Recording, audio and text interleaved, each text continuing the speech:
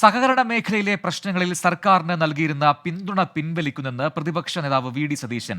കള്ളവോട്ട് കൊണ്ട് പിടിച്ചെടുത്ത ബാങ്കുകൾ നടത്തുന്നത് കാണട്ടെ. പത്തനംതിട്ട ജില്ലയിൽ 21ാമത് ബാങ്കാണ് പോലീസിനെ ഉപയോഗിച്ച് കള്ളവോട്ട് ചെയ്ത് പിടിച്ചെടുക്കുന്നതെന്നും പ്രതിപക്ഷ നേതാവ് ആരോപിച്ചു. സഹകരണ മേഖല അതിജീവിക്കട്ടെ എന്നായിരുന്നു ഇതുവരെയുള്ള നിലപാടെന്നും സതീശൻ കൂട്ടിച്ചേർത്തു. സർക്കാരിന് കൊടുത്തിരുന്ന ഈ പ്രശ്നങ്ങളെ നേരിടാൻ ഞങ്ങൾ കൊടുത്തിരുന്ന പിന്തുണ ഞങ്ങൾ പിൻവലിക്കുകയാണ്. കഴിഞ്ഞ 21ാമത്തെ ബാങ്കാണ് ഈ ജില്ലയിലെ CPM പോലീസിനെ ഉപയോഗിച്ചും ക്രിമിനലുകളെ ഉപയോഗിച്ചും കള്ളവോട്ട് ചെയ്തും പിടിച്ചെടുക്കുന്നത്. ഈ അടൂർ നിയോജക മണ്ഡലത്തിൽ മാത്രം ഇത് 5ാമത്തെ ബാങ്കാണ് ചെയ്യുന്നത്.